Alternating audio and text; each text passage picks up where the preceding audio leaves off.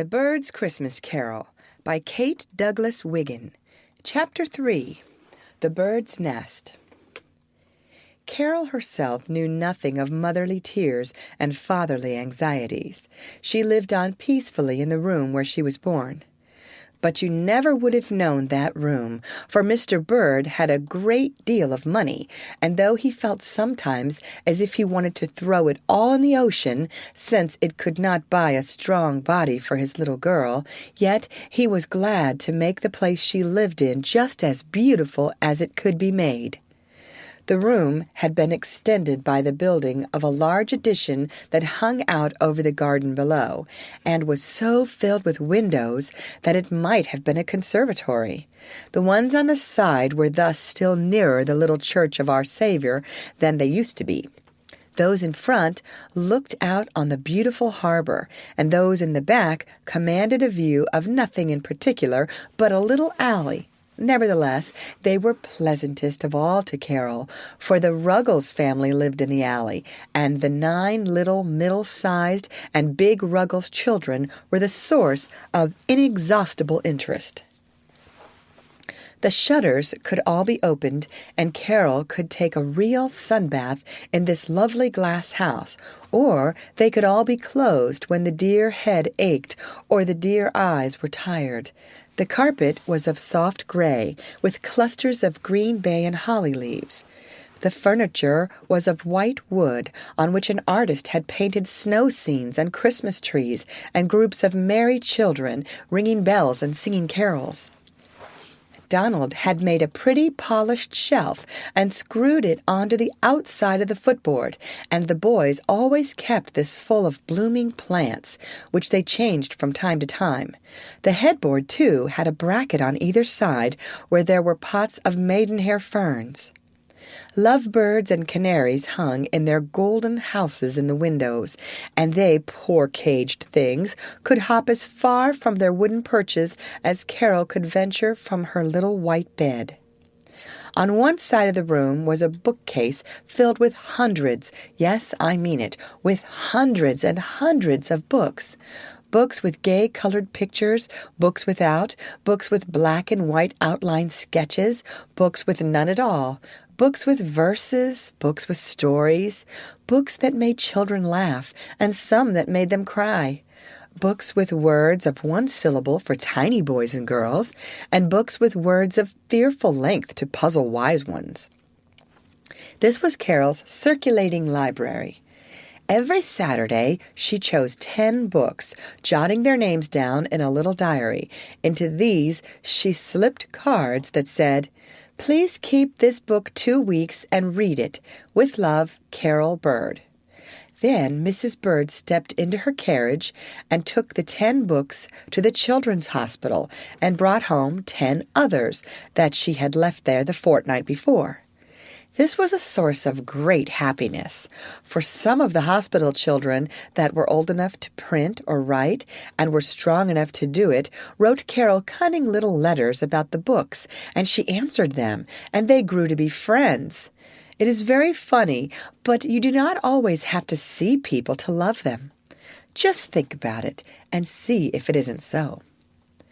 There was a high wainscoting of wood about the room, and on top of this, in a narrow gilt framework, ran a row of illuminated pictures, illustrating fairy tales, all in dull blue and gold and scarlet and silver and other lovely colors.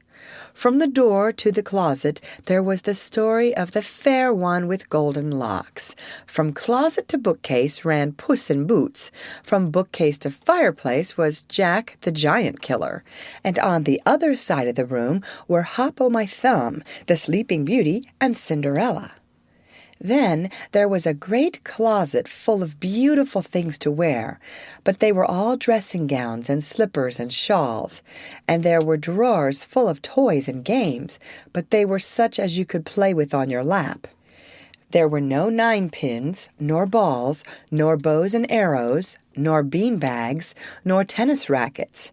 But after all, other children needed these more than Carol Bird, for she was always happy and contented, whatever she had or whatever she lacked. And after the room had been made so lovely for her, on her 8th Christmas, she always called herself in fun a bird of paradise.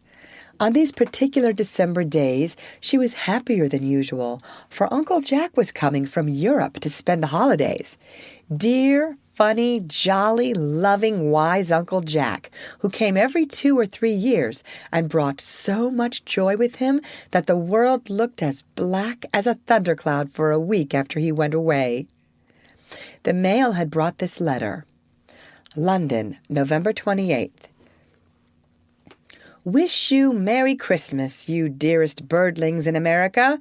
Preen your feathers and stretch the bird's nest a little, if you please, and let Uncle Jack in for the holidays. I am coming with such a trunk full of treasures that you'll have to borrow the stockings of Barnum's giant and giantess. I am coming to squeeze a certain little ladybird until she cries for mercy. I am coming to see if I can find a boy to take care of a little black pony I bought lately. It's the strangest thing I ever knew. I've hunted all over Europe and can't find a boy to suit me. I'll tell you why. I've set my heart on finding one with a dimple in his chin because this pony particularly likes dimples. Hurrah! Cried Hugh. Bless my dear dimple. I'll never be ashamed of it again. Please drop a note to the clerk of the weather and have a good rousing snowstorm, say on the 22nd. None of your meek, gentle, nonsensical, shilly-shallying snowstorms.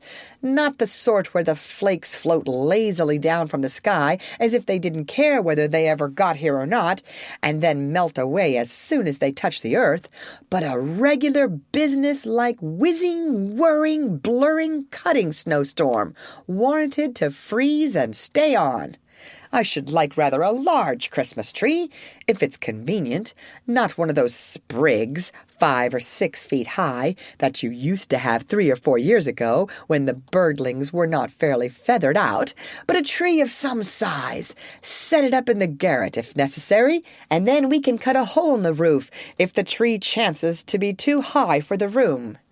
Tell Bridget to begin to fatten a turkey. Tell her by the 20th of December that turkey must not be able to stand on its legs for fat. And then, on the next 3 days, she must allow it to recline easily on its side and stuff it to bursting. 1 ounce of stuffing beforehand is worth a pound afterwards.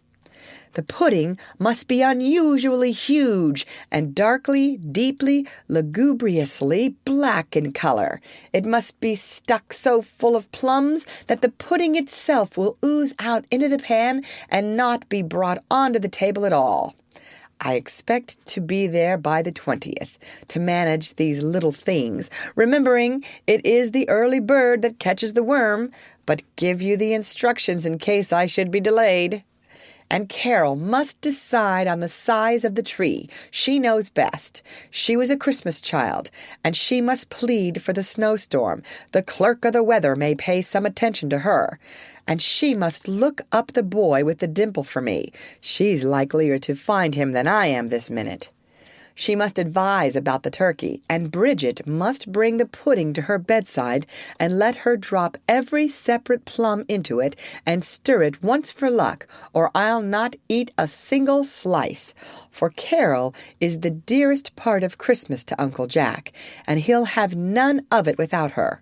She is better than all the turkeys and puddings and apples and spare ribs and wreaths and garlands and mistletoe and stockings and chimneys and sleigh bells in Christendom.